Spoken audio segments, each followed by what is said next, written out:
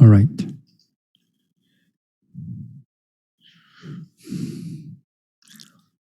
So, we come to the Q&A again. So today we have, I think we have 5 questions. And before we start, now here this week, 2 persons that I know of, they passed away. One is Brother James. He also is one of the very pioneer of lay pioneer teacher. A lay teacher, start Vipassana teachings in the, I think maybe in the 70s. So recently passed away 2 days ago, passed away of a heart attack. And then yesterday also, another one also, Brother Chi Huat. Brother Chi Huat also sometimes come to our Zoom meeting here. Sometimes, not all the time. So he also passed away. Heart attack also. You see, when will be our turn? Before our turn, let's look into the Q&A first. All right.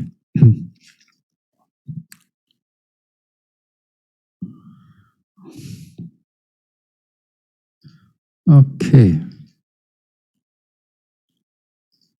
Can you all see? Okay.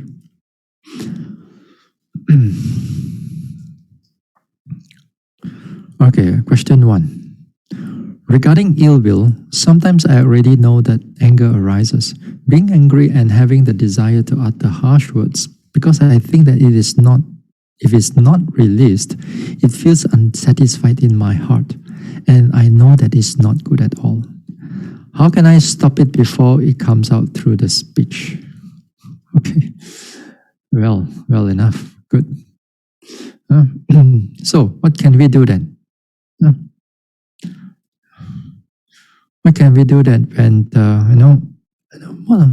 all of us go through this? We can relate to this question very well, because when the anger comes out, we also want to speak out our mind, and sometimes the speech can be very harsh, can be very hurtful to others,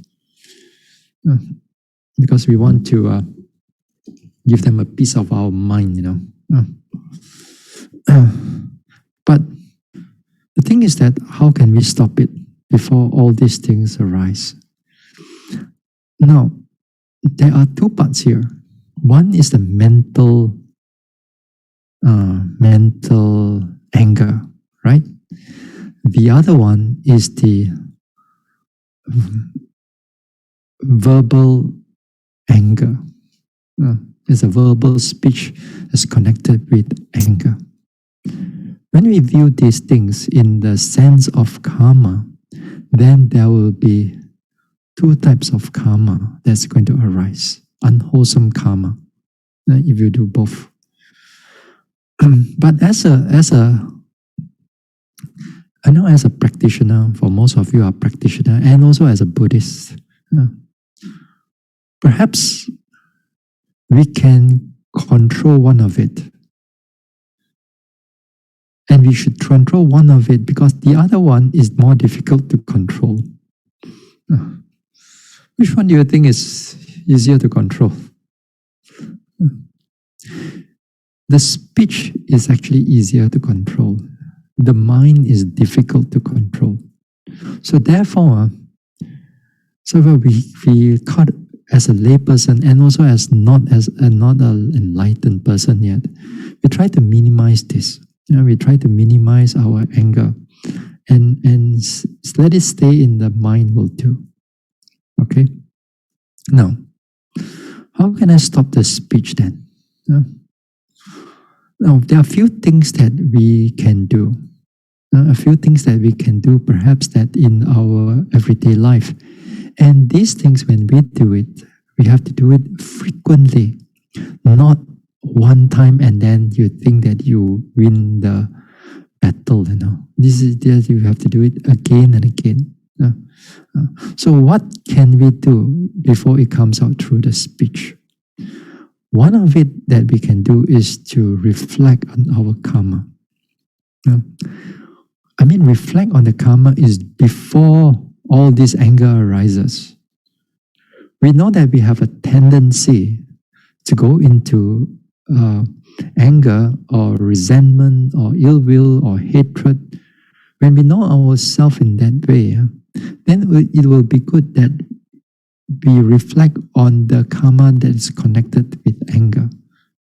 Then if you reflect on the karma, that means when you say, if inside you, if you reflect on the karma, whenever the anger arises, there will be consequences, there will be effect. Then also we reflect that if there's a harsh speech coming out from our mouth, and then therefore we will bear with another type of karma. Now, with that, sometimes some of us, when we reflect on the karma, then we know its consequences, and its terrible consequences that comes together with the karma and of a mental karma and the verbal karma. When we reflect on these things, then perhaps it may stop us from speaking out. Although mental, it's still there. And mental is still there. But when we repeat it again and again, therefore, this repetition of reflection, it will help us to minimize our anger whenever it arises. So when they arises, because of a past reflection that you have, then it will minimize the anger. When it minimizes the mental anger, then the speech also is not so, and the speech also can be controlled. But the mind one, very difficult. You can minimize it, but you will still come up. This is one thing perhaps we can do about anger. What else that we can do about anger? And we're going to talk about this thing also on coming Monday also. Now, another thing is that when we are angry with somebody, sometimes it may be our loved ones, right? It can be our colleague, it can be people that are very near to us.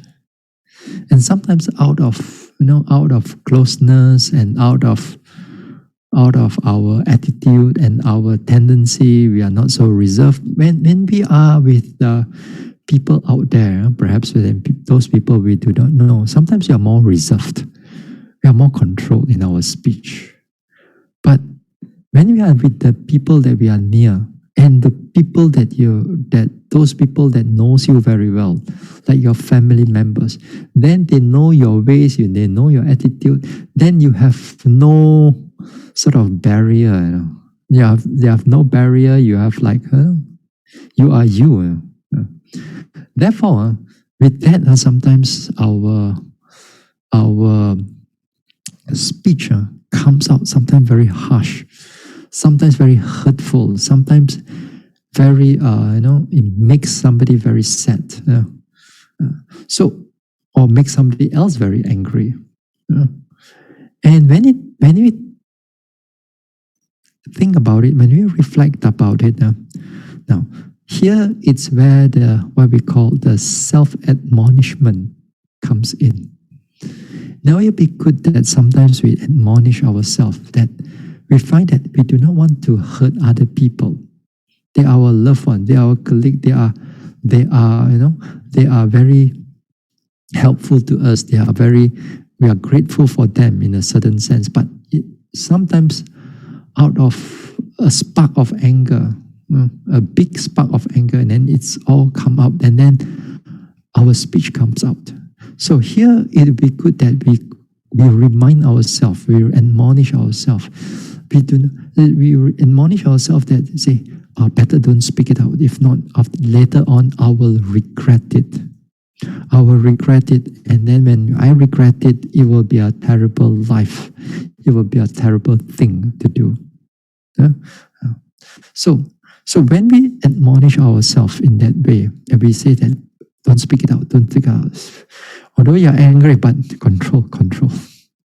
Now, when you do that, when you admonish yourself and you control yourself and you control the speech, the anger is still there, The anger is not there. But when you do that, then it helps to minimize the anger and therefore the speech will not come out. But again, this one you have to do it again and again.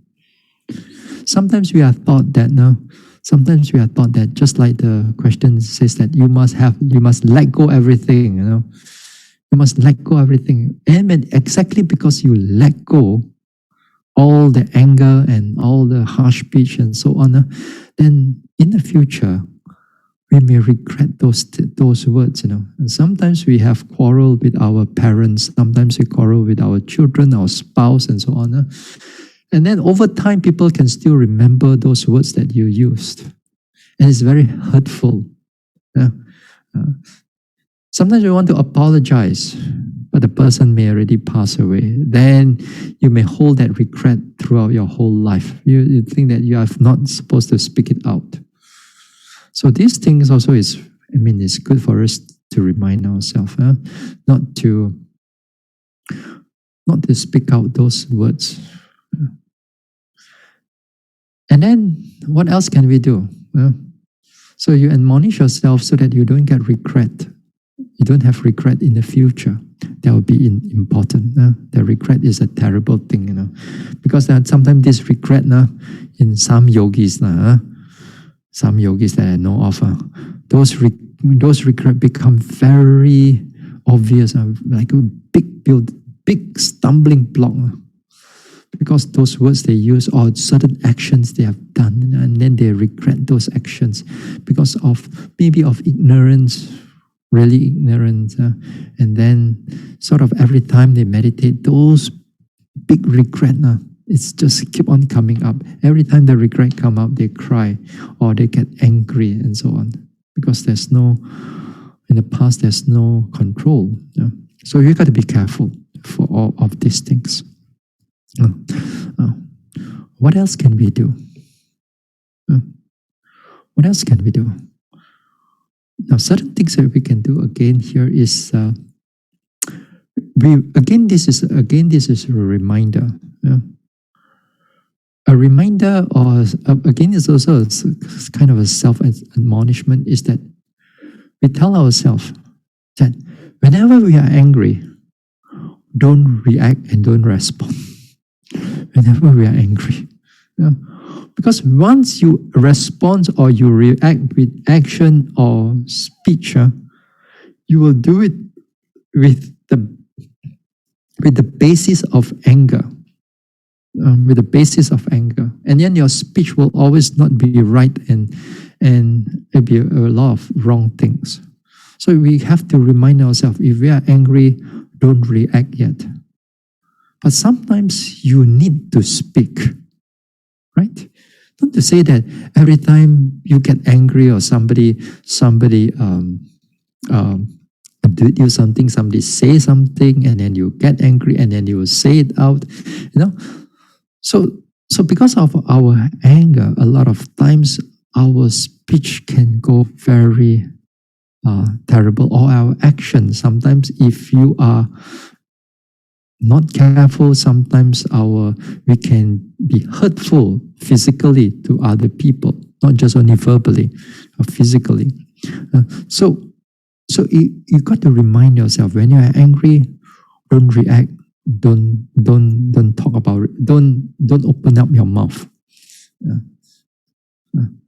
So that time it will be good that, because if you are a meditator, then it is good that we can able to watch the mind. That also is very good. Just to remind ourselves again and again, whenever whenever we are angry, don't open our mouth, don't react. But as I said, sometimes we need to respond. We need to respond to the person or to the something, to the situation. Now, it will be good that when your anger calms down, only when your anger comes down, when your mind is clear, then only you speak mean, you speak with your mind. With whatever that you feel that is wrong, you need to make it right. And that time you speak out usually with more understanding and a little bit more wisdom rather than anger. So this one you have to take note that whenever you are angry, don't open up your mouth until when your fire starts to disappear, already gone. Then only slowly you talk about it. Sometimes it's still a little bit here and there, so just be careful. The moment you open up your mouth, everything up again. The fire comes up again. What else can we do? Now, in the daily life, that you don't have to go into jhana on metta, on karuna, on mudita, upekka. You don't have to go into jhana, but it's good that constantly you remind ourselves about metta, karuna, mudita, upekka. You don't have to wait for an occasion for you to do it, Don't wait until you are angry only. May you be well and happy. It won't work at that time. It won't work. You have to do it before all these things happen. That means constantly, like regularly, every day. You sit down there. May all beings around here be well and happy. May all the family members be free from harm and danger. May I be free from may I be free from all the mental suffering. Then may people around here be free from all the whatever suffering that they are going through. Then if you see a COVID situation, people get things are getting worse, and you see people are suffering in your in your video, in your WhatsApp or Facebook, whatever. Then while you're seeing it, instead of crying, instead of feeling sad, then may all beings, may all of them, be free from whatever suffering that they are going through. May free from the COVID, may free from all the disease that they are going through, rather than feeling sad about it. That also, it helps to calm the mind, because, as I said, sadness and anger, ill will, they're all cousins, they're all brothers.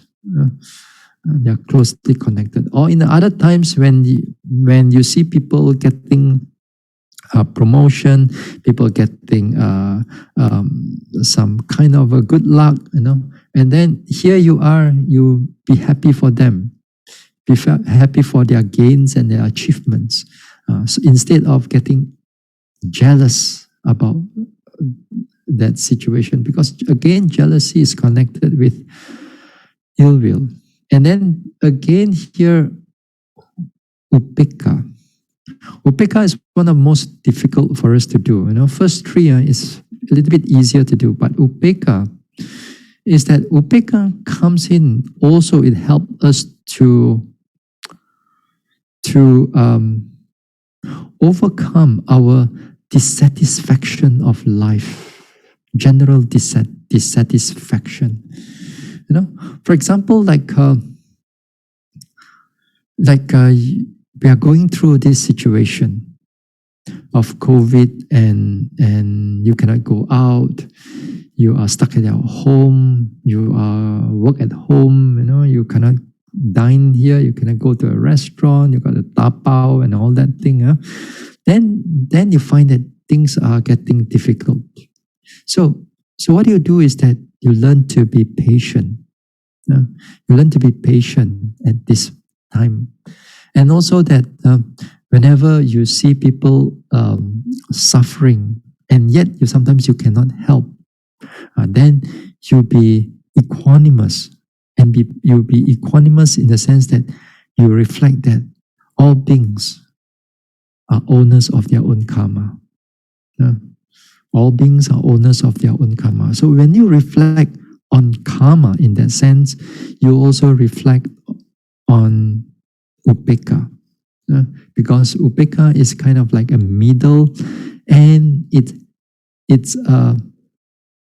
helps you not to get fluctuate into anger or dissatisfaction. And also, upekka doesn't help it also helps you not to get attached to everything that is beautiful and so on.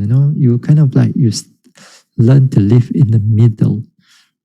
Your mind is not fluctuated here and there. So that will be helpful. So in the next week also, we're going to talk a little bit on all these four, because all these four helps you to overcome ill will, anger, sadness, fear, and so on. And it'll be very good. So therefore, when we have the time, whether you are at office, whether you are at home, whether you are waiting for a bus, whether you're in the bus, then we radiate metta, we radiate karuna, we radiate mudita, we radiate or upekkha in that sense. And certain situation in life, sometimes metta is not the appropriate time. Sometimes it's the mudita is the appropriate. Sometimes the karuna will be appropriate. Sometimes upekkha will be appropriate. So not all the time metta. So if you can able to do that, so next time when your anger arises, because of your metta that you have frequently, that you reflect, then therefore immediately the anger becomes small. Not to say you don't have, you're not arahant yet or anagami. So, but it becomes much more minimal. It becomes much more controllable. This is very helpful for metta. Then, of course, our daily mindfulness. All the practice that you have gone through, the mindfulness here and there. Now, every now and then, you help yourself, or you train your mind in a small dose of mindfulness. Don't wait until your anger comes in, only you want to note the anger.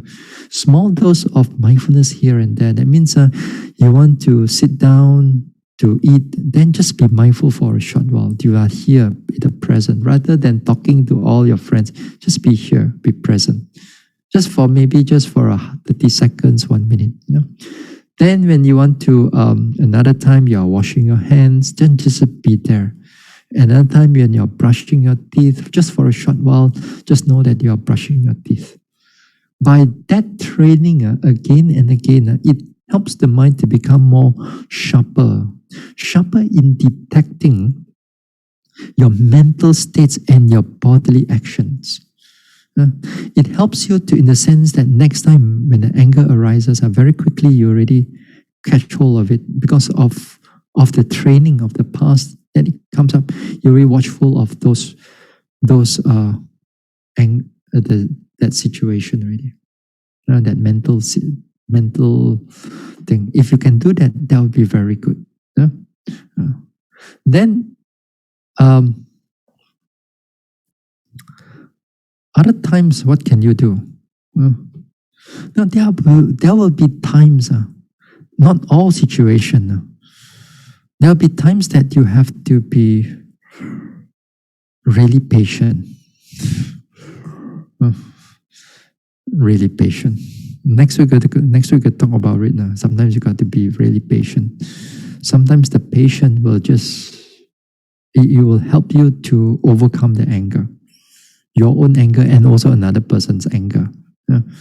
Because sometimes the other person, because of angry, just simply speak already, and then you also get angry. But if you are patient, you hold on for a while, then sometimes the person also, the anger will disappear. What else? Now, certain situation, not all situation, but certain situation, sometimes you got to walk away. Walk away from that situation and go out for a while, whenever you are angry, if you can. Because sometimes it is out of mind, out of sight, out of mind. This is nature of conditioning. If you out of sight, out of mind. Recently, there was a past yogi. He's a devotee quarreling with the mother. Quarrel, and then so get things so bad, then want to commit suicide. I say, And luckily that the mom is going to go back to another state, in a few days. I said, just hold on for a while. Then once you can, you have to talk through everything. Once the mom is going away and everything, then usually the anger is going to settle down, because when you don't see each other, then the anger will settle down. So anger is a terrible thing, for some people. Anger is a terrible, terrible thing. Okay, this is some of the things that we can do. Of course, there are many, many more things that we can do. There are many more things that we can do to control that anger before it comes out into the speech. But if you train those things again and again, when you train those things, then next time your habit is that it's a mental anger, but it doesn't flow into the speech. But it takes some time. It takes some time. As I said, it's not easy. It's not easy. Even you know the theory, next time when you get angry, the speech will still wants to come out. Or it will come out also. So that time, again, you reflect again and again until in the future, things become much more smoother. Okay? All right. Question from the same person. It's connected with ill will and anger also. Bhante, I know the theory whether it is a feeling of physical or mental pain such as anger, sadness, wandering thoughts must be noted. Should I develop metta meditation first for about 15 minutes? Because I tend to have more ill will thoughts arise in my mind. After that, should I start vipassana meditation?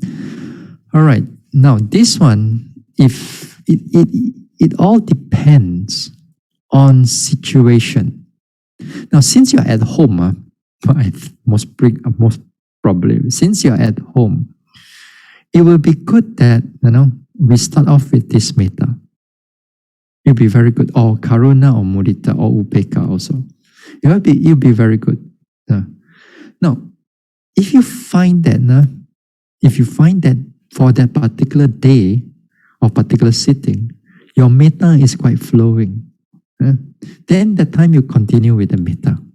For a longer period of time, maybe up to half an hour, 45 minutes, or 1 whole hour, or 2 hours, depending if you know how to do it. Don't worry about vipassana if you are at home meditating.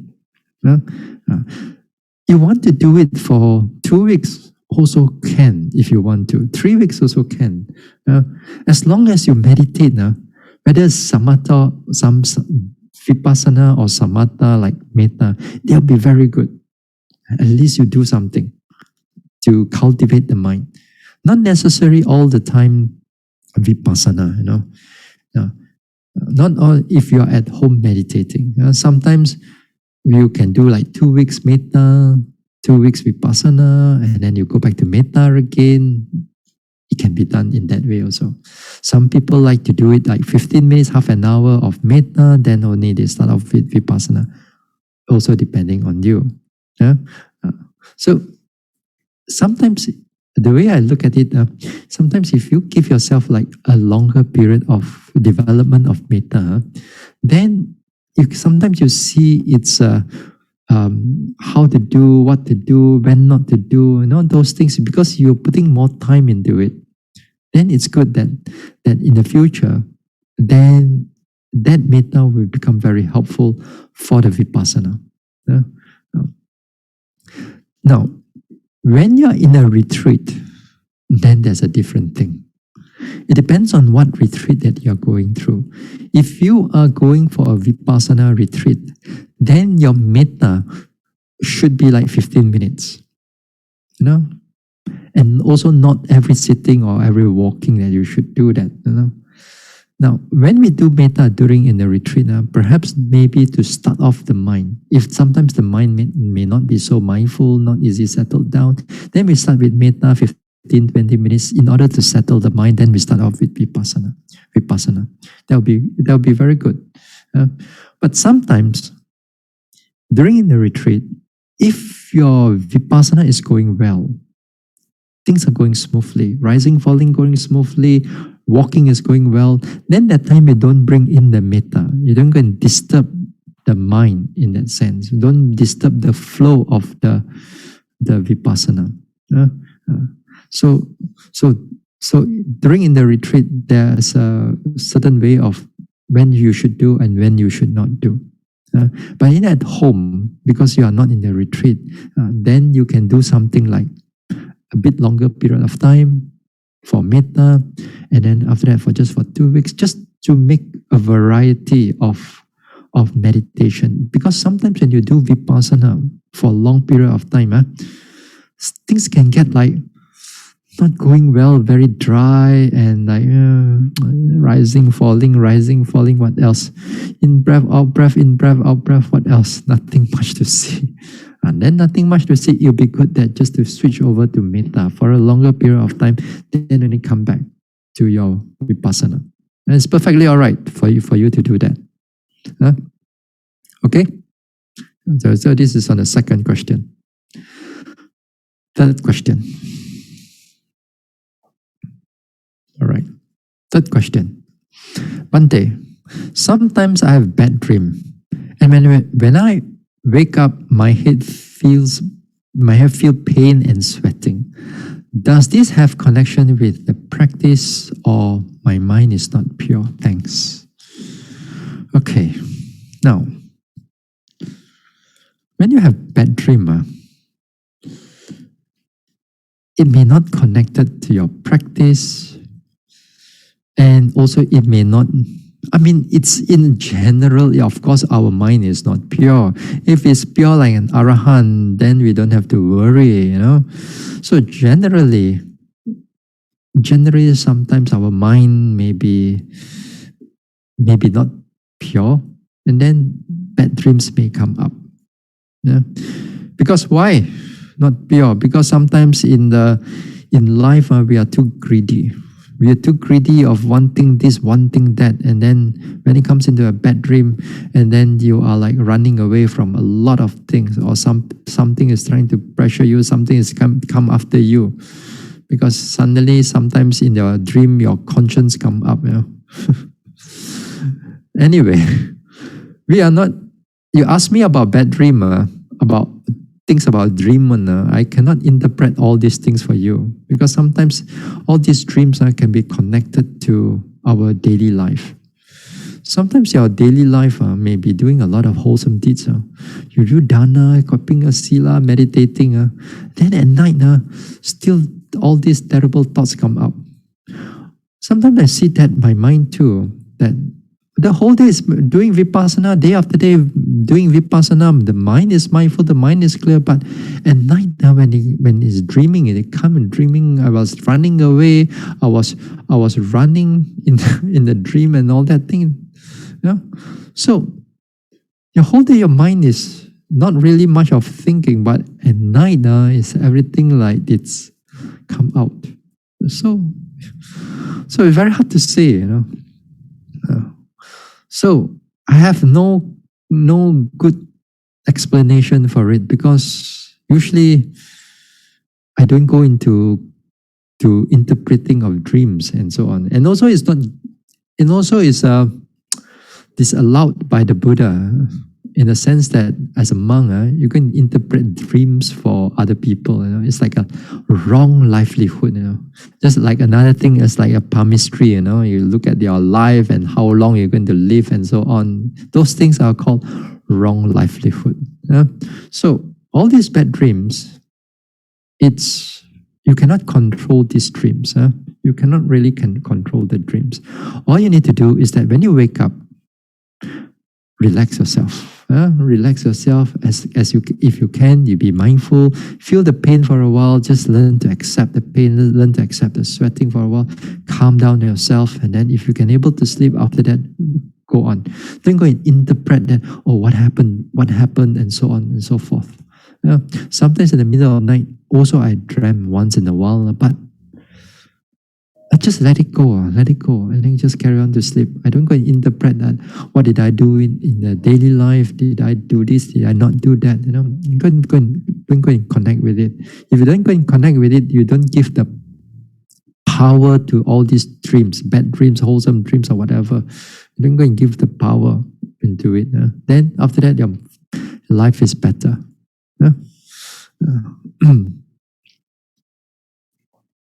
Sometimes there are these dreams also.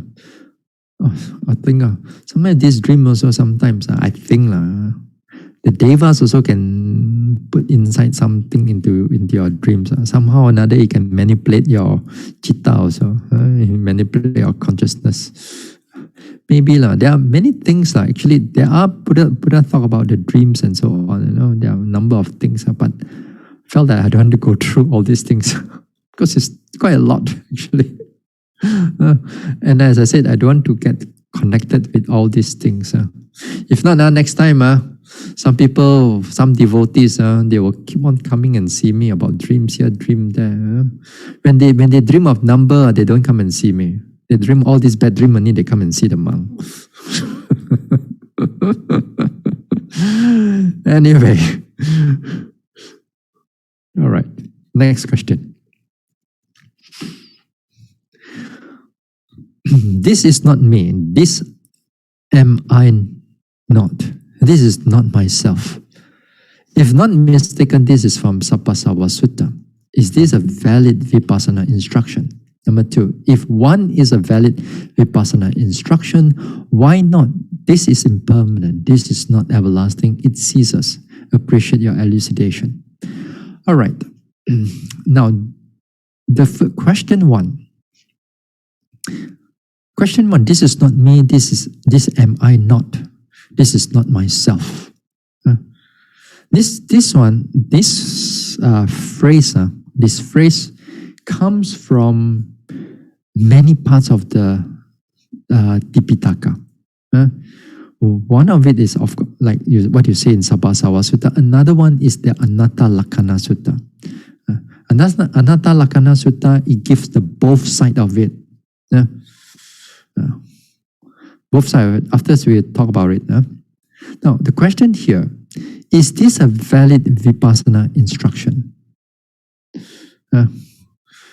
90% of my answer is no. Or maybe 95% of the answer is no. Maybe 5% or even 1% the answer may be yes. So, most of you will fall into the category of the 95%. Then this is not a good instruction.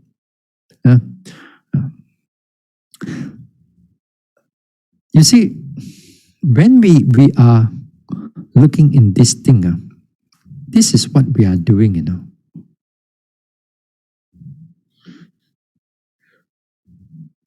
Etang mama eso asmi eso me atta. This is mine. This I am, or this am I. This is myself. Then, with the development of vipassana, with the development of vipassana instruction, then it will come to this is not me. This am I not. This is not myself. Now, two of this. You see, this is not me, this am I not, this is not myself. These are what we call the resultant of a vipassana development or vipassana instruction. This is a resultant. This is your problem. The top one, this is your problem. This is mine. This I am. This is myself. This is all our problem. This is mine means connected with craving. This I am connected with conceit. This is myself connected with wrong view of tanha mana ditti. And in the past, I think some months back, we've been talking about tanha mana ditti. This is what you have right now. We are born with it from samsara. go through the cycle of birth and rebirth, and we still have these things. I mean, because of the vipassana that we have, then we hopefully, and in the future, it will come into this is not me, this I am not. Am I not? This is not myself. So that means without craving, without conceit, without wrong view. So therefore, so the question is it a valid vipassana instruction? Then therefore, it is not a valid vipassana instruction. A vipassana instruction means that the Dhamma talk is given to you, and that Dhamma talk is to help you to arouse the qualities of the mind that you do not have, or you have little. For example, a vipassana instruction is like how to develop that mindfulness, how to sustain that mindfulness. These are vipassana instruction, and this is applicable to you. You don't have enough concentration, then we tell you how to develop that concentration. If your wisdom is not strong, then we tell you how to develop that wisdom. And we have to tell you again and again and again and again. You do not know how to do your walking, then we tell you how to do your walking. You don't know how to do your sitting, we tell you how to do the sitting. You do not know how to overcome the sensual desire, then we tell you how to overcome the sensual desire. We tell you how to overcome the anger, overcome sloth and torpor. These are what we call instructions. And these instructions are the development part of it, the development of the things that you do not have, or you don't have enough, or not strong. And those things you have a lot, like your defilements or like your hindrances, then we teach you how to reduce them so that the wholesome part can able to develop. Then this will be the vipassana instructions. And we talk about that again and again, many parts of it. We are still, the Dhamma talks that we are going through, we are still in the Noble Eightfold Path. In the Noble Eightfold Path, it's all about cultivation, development, how to cultivate, how to bring about that sila of yours, how to have that concentration, how to have that right effort. These are all cultivation, and these are all connected as a vipassana instruction. All right? Now, if you are an instructor, if you are a teacher, and then you give a talk on this is not me, this I am not, this is not myself, then your audience in front of you, they are all beginner meditator. Do you think they will understand the concept that this is not me, this I am not, this is not myself? It's very difficult for them to understand. In fact, that I would say 95% of them may not able to understand. So this is the resultant. You tell the yogis that when you develop the mindfulness, you develop the wisdom, you develop the concentration, you develop the right effort, the sila and all that thing, then you will come to this is not me, this is I'm not, this is not myself. Then when you tell them like that, then okay. But this is not the main instruction. This is not the main instruction. But sometimes there are people with a very high development from a past life. Just like when there's during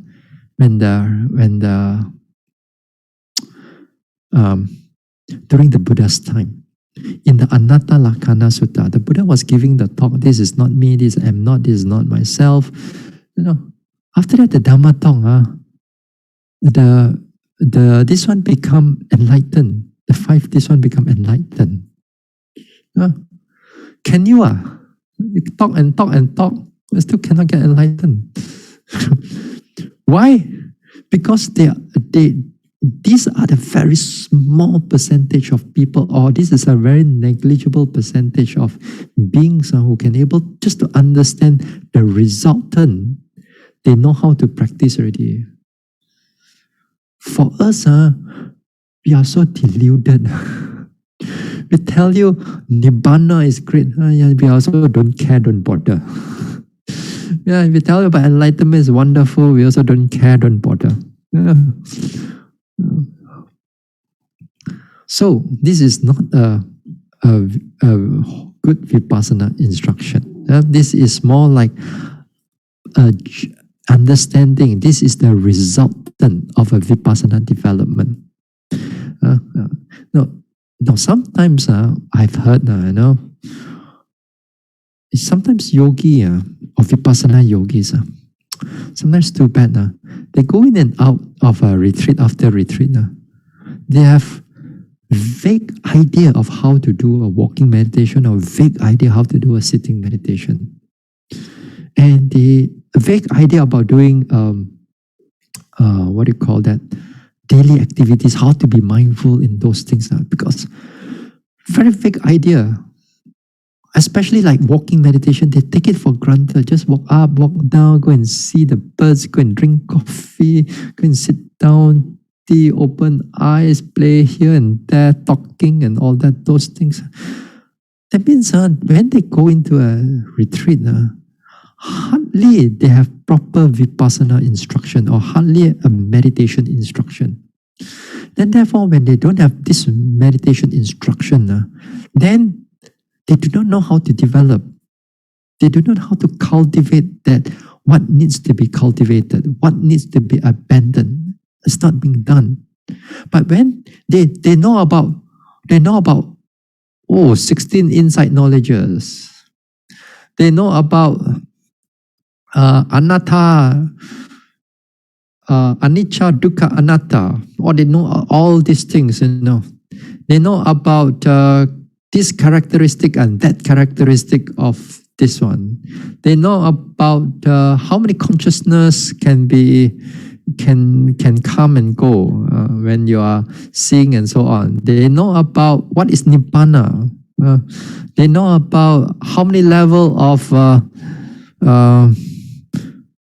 what do you call that? Enlightenment. They know about sotapanna. They know about how many fetters is being eradicated and so on. So all these things are resultant. And sometimes teachers are teaching a lot of this resultant of meditation, which is good. It's very inspiring to hear all these things. But coming to actual development, neither here nor there. Because these things I've seen in many times when I go for a retreat. That time I already know how to meditate already. But when I listen, there are many, sometimes beside me, there are many new yogis. And then sometimes the teachers are talking, and they're talking about the result, and they're talking about this 16 insight knowledge and all that to the new yogis.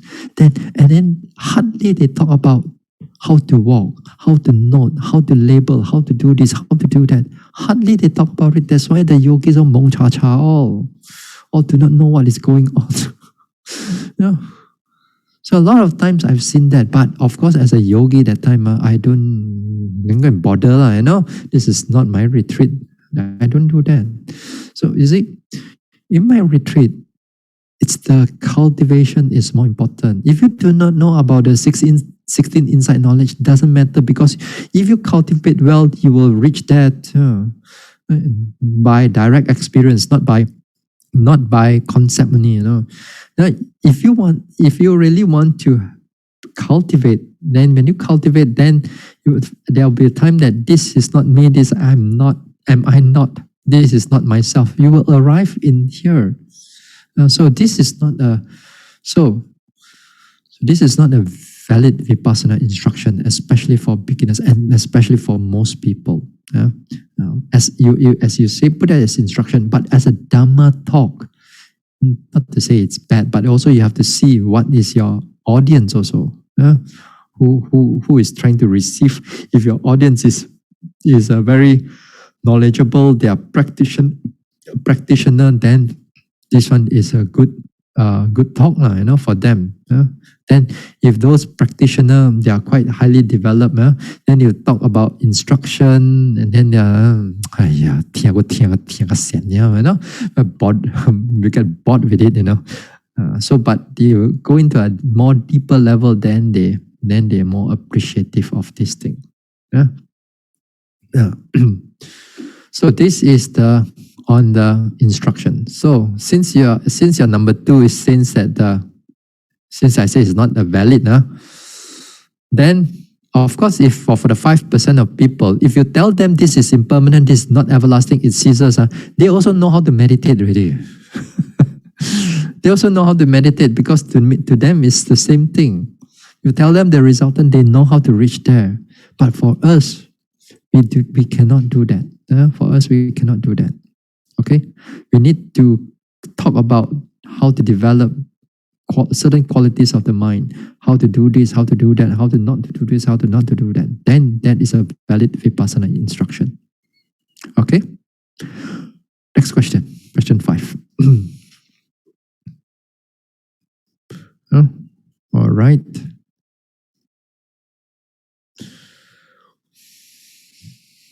This question is also for many of you also.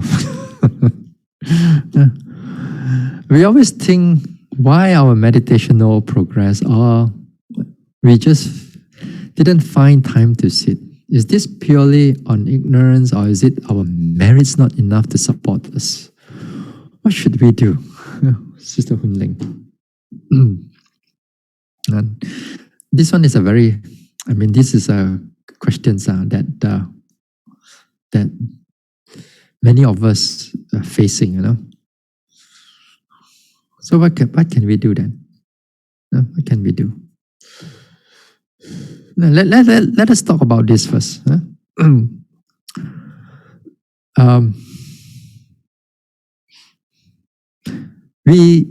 Our progress does not come in, or we didn't feel satisfied with our progress.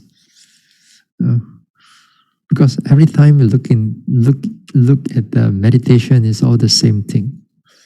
And then over time, sometimes, especially in the daily practice, if you go in looking at the same thing again and again, then after you get bored.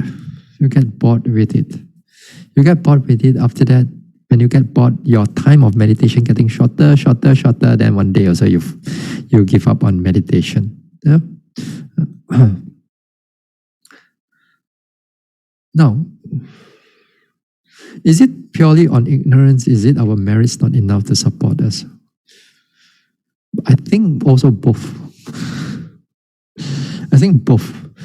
But mostly it's ignorant. Mostly it's ignorant. Not our merits, maybe we'll talk about that a little bit more. Now, you want to progress in your meditation. You want to develop in your meditation, that means you have to put a lot of your time into it. Your mind has to be very firm and very strong to develop that. Then, sometimes when it comes into a retreat, for example, when I start a retreat, then certain devotees come and see me. Bhante, oh yeah, this time cannot join your retreat.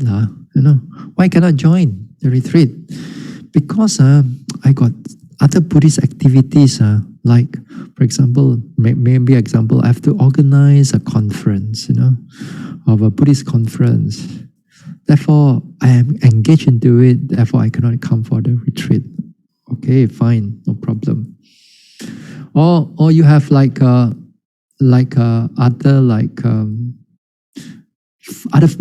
Buddhist function to attend, which is not meditation. It can be organizing a trip.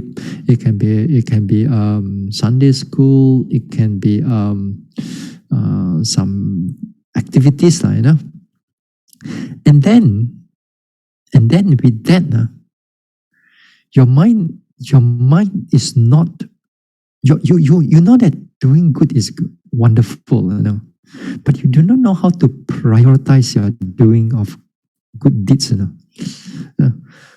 that you want to develop of a meditation, and yet you want everything also, because those things other than meditation give you joy, give you happiness, everyday happiness. It give you joy. So a lot of times we want to get involved into those type of things. When we get involved into those things, that means you have responsibility there. You're going to put in your time there. And this is not like one ad hoc thing, and then this is like time and time and time again. You have to involve in those things. If you really want to progress in meditation, especially in Vipassana, because Vipassana is the most difficult to do in everything about Buddhism. Vipassana is the most difficult. So here we are taking the most difficult practice that can be done.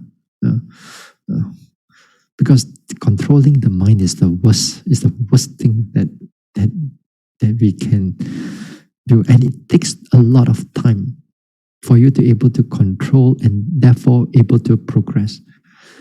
Now, for those who are really want to, I've seen for those who really want to development into this progress of meditation. And here also, there are all other responsibility, no matter what goodness that you do, you have to give it up. You have to finally give it up, and then just mind is just only on that mental development. Then only you can really progress. And that also is difficult to progress, What more when we have all the other baggage that we are holding on, because those things, we thought that it gives us happiness, is wholesome, but we are still holding on. It's difficult for us to let go. So if you really want to progress in this one, we have to let go of everything, a lot of things. Yeah. We have to let go a lot of things. And with those who are really into making an adhitthana or adhitthana, you're making a firm determination that you want to really get out of this cycle of birth and rebirth, and your mind is pure about it, and your mind is clear about it, and you know that you can perhaps most probably, you want to achieve it in this very life. Then that time, you got to be prepared. You got to be prepared now, because your mind will let go of a lot of things. Those people that is connected to you, those friends that is connected to you, you also will not see them that much already. The activities that you also slowly you will let go of them because of that enlightenment. Now, until you have that determination, that pure determination of wanting to get enlightened and to get out of the cycle of birth and rebirth, before that, you're going to have a lot of all this attachment of wholesome deeds and so on. Dana, this and that. A lot of this are going to be, you're going to hold on to it. Yeah. Yeah. Now, of course, in the meantime, we are in a situation like the whole world is in a pandemic. You can't go for a retreat. When you don't go for a retreat and so on, if you can able to meditate, then well and good. For a lot of us, we're not able to meditate, then cannot meditate for so much, then do a lot of good deeds. But when the time to come and the time is open up, and you really want to meditate, then a lot of your things you have to put aside already. You put aside, and then one thing only, you go for meditation. And then that time, you can actually really progress. You can really progress. Then you don't have to worry about merits and so on. But then, of course, in certain situation in life, some people or a lot of us also, merits also perhaps also not enough. The right merits, not to say the right merits also we may not have enough. That is to say, perhaps that we have a lot of responsibility. we have children to feed. We are not like born with a silver spoon in our mouth. We are born with a 7-figure numbers in our bank. We're born with hardly anything. So we don't have much like financial support. When we have to work daily, we got to work, and then we have to provide for families and so on. Although we wish to go further, but due to our so-called lacking of better merits, and not to say that you don't have good merits, but you don't have a better merits, then you don't have much of a condition to meditate. Yeah? For example, a lot of us also may want to go for meditate, 2 weeks, 3 weeks, then they don't have, because they have to go back to work. If they don't go back to work, the boss will fire them already. Then what can you do? Already, what can you, I mean, you're not going to get anything already, right? Because it's part of your rice bowl, in other words. Yeah? So perhaps maybe also not enough merits, maybe, but that can be overcome because in the present life, we can change the condition. It's a matter of how much your understanding, your wisdom, of your development takes place in this life. So what should we do if you really want to progress? Now, if you cannot this one, then try to meditate as much as you can. Not just like the question number 1, you meditate different type of form of meditation. And in the meantime, while we cannot go for a retreat, okay, do a lot of number of good deeds and so on, but when the time to come when the time to go a retreat, you must be able to let go of all other burden, wholesome burden, not to say that you give up your career and so on, not necessary that, but other things that is connected to other, like all other Buddhist activities, you got to put them all aside already, and just only one thing only, meditation only. And then only we can really go for it. That time, you'll see your mind is so much more able to settle down rather than thinking of all these things. Yeah? All right, let me see, no more already. Okay, that's it for the night. Yeah, we'll continue the Dhamma talk on the Monday again. And okay, now we share merits.